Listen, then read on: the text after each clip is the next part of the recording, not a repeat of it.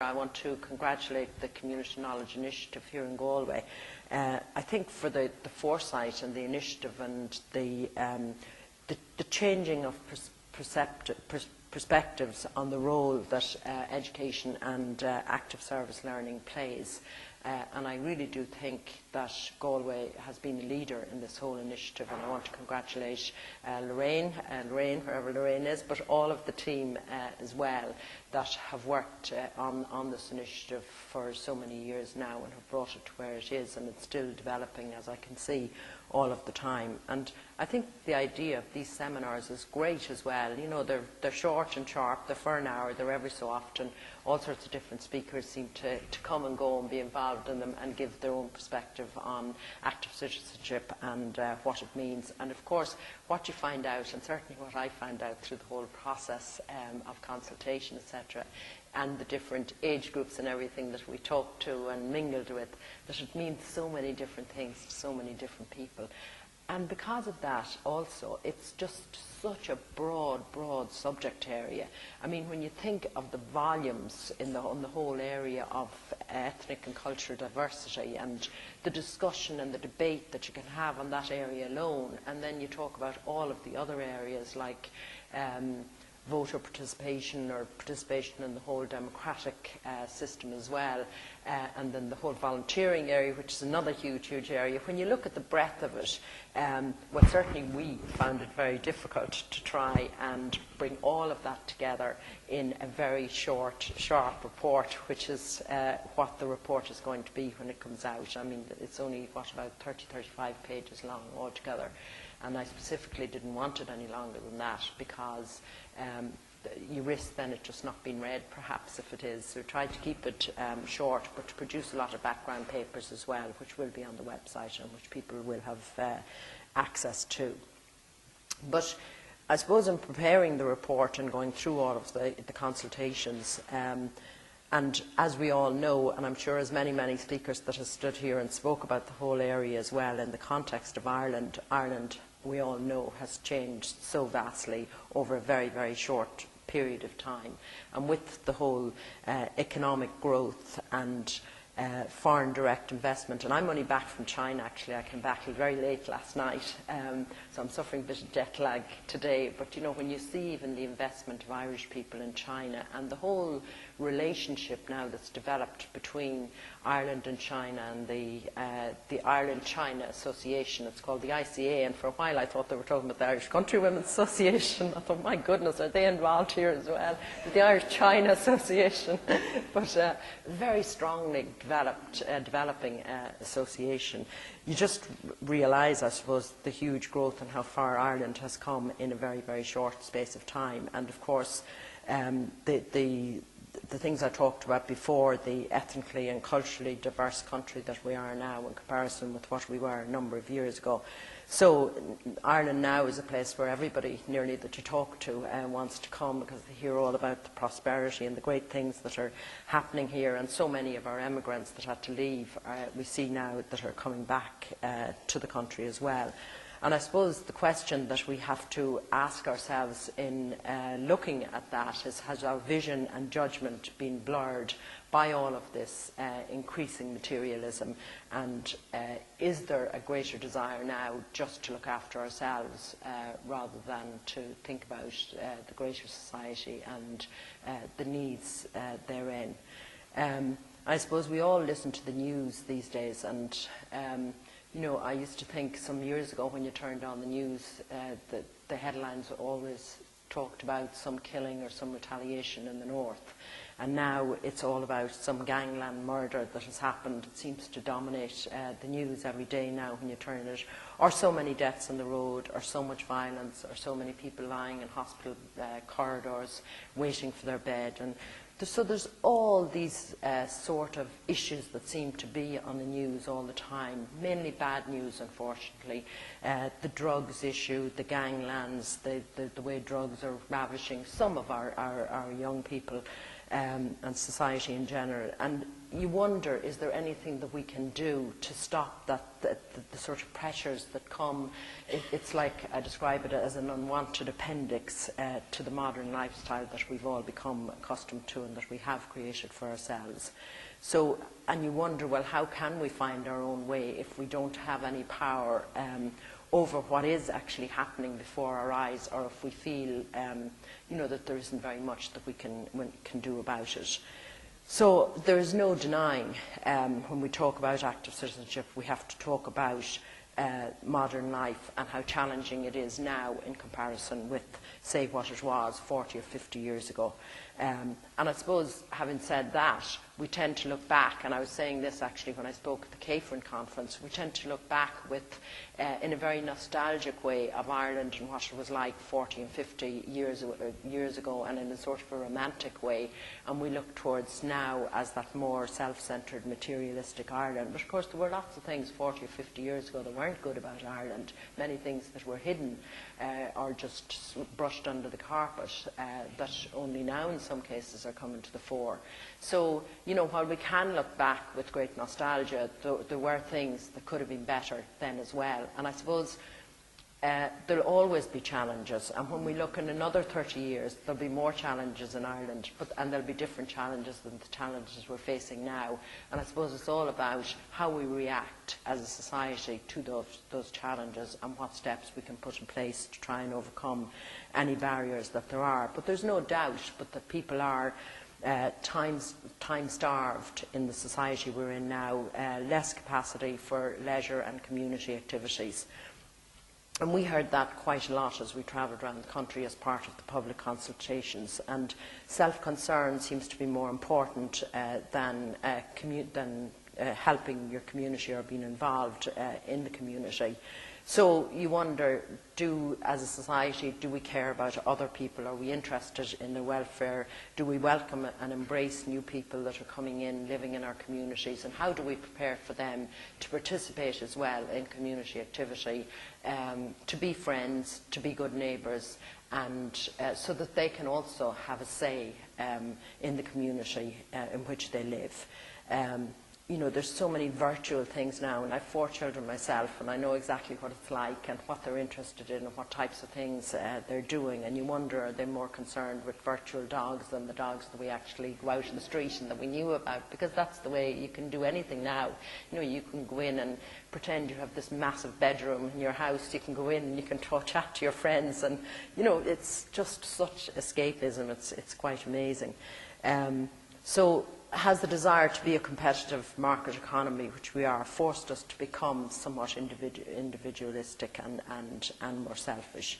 And however, even in those very busy times, we hear that it's getting harder to get more volunteers. Anecdotally, we hear that actually, for all sorts of community work. And yet, having said that, and all of the things I've just said, as I go about the daily work I do, and particularly with my involvement with Special Olympics, and more recently with my work with the Task Force on Active Citizenship as well, I have come across so many people who are the doers in society, who strive so hard to help each other and to make people feel welcome and feel involved, and who strive to look after each other as well.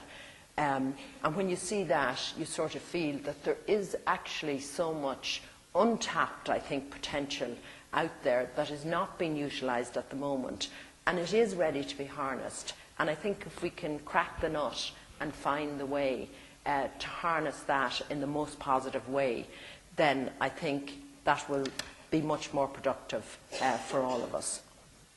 And I think that is the difficult challenge for everybody. How do you do that? We know what the issues are, but how do you overcome them? That's the real challenge.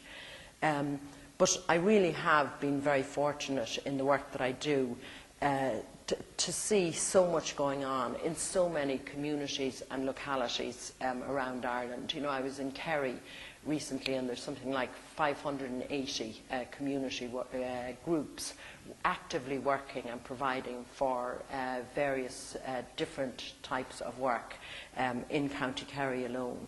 you know, something like 1,500 in South Dublin, 1,500 groups and organisations working to make South Dublin a better place.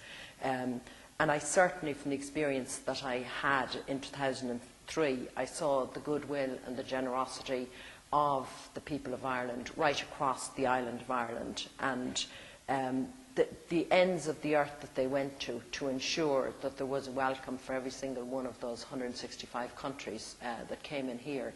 And it's the reason I was out in China, was looking at how events are unfolding there for the staging of the next Special Olympics World Games, which of course have been held in Shanghai this October.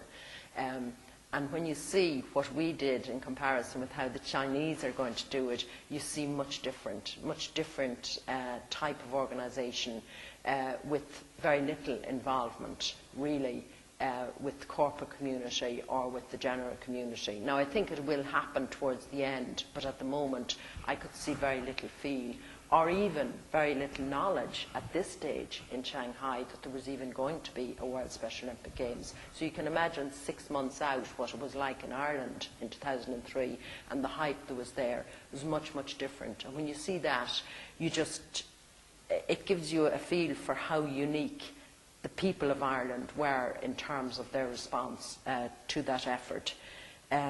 Our vision at the time when we set about hosting the Games was to change attitudes to and behaviours towards people with disability. And I think what I found incredible was the way in which that vision generated such a surge of effort right across the 32 counties, through every community, crossing all sorts of barriers and divides, whether they were cultural or ethnic. And it was, I think, there was that much effort because it was one sort of common purpose. We had one thing to do, one big, albeit fairly big project. We had one project to do, and everybody felt that they were going to row in behind it. So you had that intense emotional, spiritual and physical reaction of people to a shared sense of what is right and what our society should be, of the best of what can be achieved as a collective group. And I think that's something, and it maybe probably was why I was asked by the Taoiseach to chair the Task Force on Active Citizenship, that if we could try and regenerate that in some way across the island through various activities that we might organise here, then it would be brilliant, and it would be a great way of getting everybody to work together. And because of that, I must say I was absolutely delighted when I was asked by the Taoiseach to chair that last April. We were asked to lead a public debate. I mean, what the Taoiseach described it that day when he asked me to do it, he said, look, I really just want to get initially a national conversation going. I want to get people talking, debating what active citizenship is, and then what the government or the state or public policy might do to make it a bit easier for people to engage and to become involved. And I think at the heart of active citizenship, and I've said that before, is that sense of shared values, of belonging in the community, of belonging with pride as well, that sort of pride that we got in 2003. I remember the President saying when she spoke after the closing ceremony that we have wrung that word proud dry over the last 2 weeks in Ireland, and that's what we did. People were so proud. Whether there were people coming into Ireland, they were proud of the way they were treated, of the warmth, of the friendliness, of the hospitality, of the caring attitude that existed amongst the Irish people, and we were proud as a nation because we were able to give. The art of giving, really, I suppose it was. So the task force is very shortly going to be presenting, as I said at the outset, our recommendations to government on ways in which it can encourage greater participation locally and nationally, and we'll be advising the government then on measures that contribute to the development of strong, civic-minded, independent citizens. So as part of our consultation process, we held a series of public seminars right around the country. I think it was 8 or 9 in total, and then we set up a number of subgroups as well where people could come together. We had 5 subcommittees out of the main committee, because the committee was quite big. It was 20 people, and sometimes very difficult to make things happen when there are 20 people sitting around a room, because by the time you give them all a chance to have their say, you find that 2 or 3 hours have gone by already, and you still then have to come up with decisions and ways forward, etc. So the most efficient way we felt to do our work was to divide up into the subgroups. So we had the public consultations as well, and the roundtables discussions, and then we met also with representatives from all various sectors, including the higher education consultation which we had in Dublin, really to hear the views and ideas of individuals and groups on what their perception was of active citizenship today in Ireland. So I suppose very briefly then, what did some of the research tell us about participation? Well, we found that definitely there was strong interest and enthusiasm in the whole topic of active citizenship. So in that sort of national conversation that the Taoiseach wanted, I believe that we achieved to get that started. The key, of course, is to sustain that and to continue it and to develop it. People were very cynical as well, because they felt we've had previous consultations, we've had lots of people like you, they said, coming up to us, you know, asking us for our opinion, giving it to you, and then we never saw you again, we never heard anything back from you. So, you know, why bother turning out, why bother coming? So we got some of that in terms of feedback as well. So no feedback was something that we were very aware of. There is a shared view out there amongst people of what the issues are, what the barriers are to participation. People seemed to be repeating them over and over again everywhere we went. And they're very much contained in the report, actually, that we created or produced after the consultation process, many of those barriers. And it's on the website if you haven't had a chance to see that. So is active citizenship declining? I suppose that's one of the questions, and how do we compare internationally as well? What I would say is that active citizenship is changing rather than declining. And anecdotally, people will say, oh, it's very hard to get volunteers. There's definitely a slackening off of volunteers.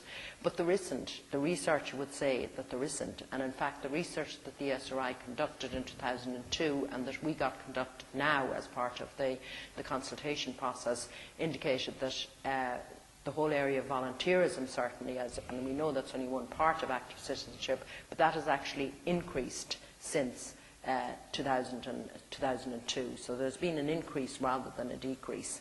But what I would say, and what certainly came across, is that that it's different now, and people are looking at it in a very different way as well. And before, people just, you know, volunteered their time, and it didn't matter sort of how much, they never sort of queried, but now it's all about responsibilities. What are my responsibilities now if I take on this? What am I leaving myself open for? You know, so things like insurance come into play, and many other things that perhaps weren't an issue some time ago. So we have to look at all that in addressing that area. And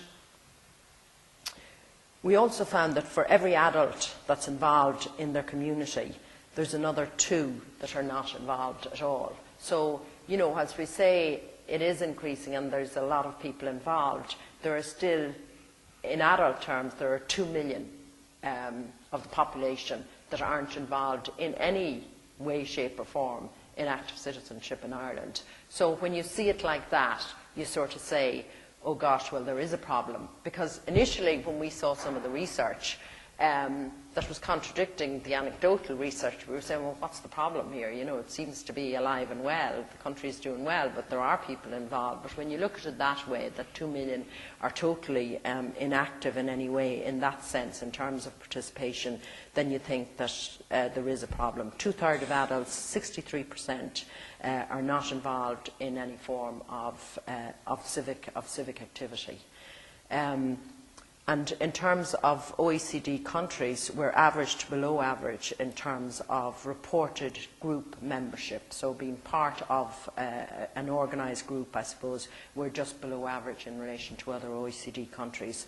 And however, we are very rich in comparison with other countries in terms of informal social networks. So whether that has anything to do with the way we socialise in Ireland, I'm not sure. But we rate very highly when it comes to things like that. In the report that I mentioned that we produced in December as a result of our public consultation, and one of the reasons we produced a report was because we were very conscious that people said that we never hear back from you. And we thought, well, at least if we can produce a report based on what people were saying, feed it back, send it to the people that turned up at the consultations, then or have access to it on the web, then at least they'd feel we're engaging with them in that sense anyway. So we tried to do that. But one of the clear messages that came through and emerged was that education and learning are key to the development of an ethos of civic participation and a spirit of ownership and active engagement in our society. And that really came through. It was one of the things that we couldn't escape, the role that education plays at all levels. And I suppose right from the start of our lives to the time we finish our lives on this earth, we're influenced by things like family values and experiences, community and national culture, the formal education we receive through to adulthood, and the chosen learning paths that we take through our lives, through our adult lives. In terms of higher education, participation has increased dramatically from 10% to over 50% over the last 50 years. Therefore, looking to the future, most young people can expect to spend at least 2 or 3 or 4 years in some cases as undergraduates in the sector. In addition, a modest but rising number of mature students are now, as you all know, taking up places in higher education at all levels, and numbers even going into postgraduate courses, and also on the rise as Ireland seeks to develop its fourth level. So participation in terms of the education system at all levels is increasing all of the time. And I suppose what we need to consider then, people being involved in active citizenship, is that key question that was actually posed during the consultations: what are we educating for? And this key question was actually put forward by the higher education sector itself during the consultations and the meetings with various representatives, which we organised, as I mentioned, last October, which was organised, well, not by us, but by the Higher Education Authority. And it was acknowledged there that education's contribution is as much indirect as direct through its role in providing the basis for the development of skills, of the ethos and the practical application of knowledge in pursuit of active citizenship. And students themselves, I believe, require a whole person development to answer for themselves as citizens, what do I value at the end of the day? What's my worldview, sort of what can I contribute to society? From what I've learned during my experience through education. So schools and colleges then are not only institutions where people learn the skills to equip them for the workforce and for later on in life, which we all know is very important as well, but they are places where people learn about things like behaviour, dialogue, decision making and other attributes that enable their development into responsible and caring individuals in the future. And part of that sense of responsibility and caring needs to be reflected in how they can translate what they learn into a lifetime commitment of participating in their community and society in a positive way. And again, from my own experience in Special Olympics, active learning is best done by actually going out and doing it. It's only when you go out and become actively involved that you really begin to get a sense of what the issues are and how you can help people. And that's, I think, what's great about the Community Knowledge Initiative programme here, and I think the great strides that it has made in service learning in particular, and it's opened up possibilities for new and enhanced models of scholarship and learning that engages with communities. And I would love to see that rolled out in more universities and in more institutes right across the island of Ireland. But I think because what you are doing is changing the way in which teaching and learning and research are conducted to assist students to be more active in terms of the learning by embedding learning in an experience of community, of decision making and responsibility, and also that feeling of working with others rather than working in isolation in terms of your own studies and your own learning as well. And we hear a lot from our US counterparts in relation to this, and a lot has been written, of course, as well. Central to the active citizenship learning agenda is the development of strong links between educational institutions and their communities. And this is achieved through combining formal classroom education with student volunteering, after-school programs as well, and the provision of opportunities for student participation in internships, career networking and special community-based projects also. So the foundations of education, as we have traditionally known, seem to be shifting from an emphasis on the fulfilment of course requirements by students to the involvement of students and academics directly with community. And I think I really do believe that that's the way to go, and that's where the strength lies in terms of our education for now and into the future. In terms of my own work on active citizenship, my view for the future of education and learning would be to make the experience for students and for academics more experimental and more interactive with the community in which the university or the third level institution is placed. I believe that you're opening up opportunities then for mutual learning, where practical community-based research and experience can inform new theories of learning that help to complete the cycle of knowledge, where students, academics and the community at large all benefit from the experience. But I think we all recognise that this is a relatively new area, and you see that when you just look around and see, well, who's actually doing it at the moment, and there are so few universities involved in it, particularly in terms of measuring the cross-benefits of increased interaction between institutions of learning and the communities in which they serve. And the active citizenship agenda encompasses civic participation, having your voice heard in society, and having a concern for all of the elements that are required to achieve a greater quality of life for everybody. There is much scope yet for further research as well into reviewing the ways in which academic communities of professional knowledge can connect with the communities, can understand the reality of how communities work, and can help them overcome barriers through participative community development and knowledge sharing. And, you know, I was talking to Lorraine earlier on, and she was talking about research, trying to get more research embedded in the community. And I think that's an excellent way to go forward and do things as well. The point that we try to make in the report that we're producing is that active citizenship is not just for someone else. It's not something that you look at and say, well, that's not for me. In order for it to be successful and to really work, active citizenship has to be for everybody, and everybody must take a responsibility in relation to being an active citizen and encouraging others to be actively involved as well. So it is for the government, it is for the business and the corporate community also. It's for the media. I mean, why don't we see better coverage? Why don't we see the good news stories rather than always the bad news stories, and the opportunities that are out there for people? And there are many opportunities where people can get involved if they were aware of where those programs and projects were.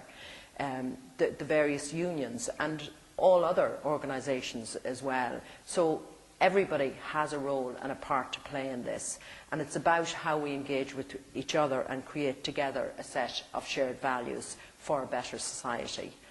As I mentioned, we're shortly going to submit a report to government, so I can't tell you what the recommendations are going to be right now today, because Taoiseach hasn't even seen them yet.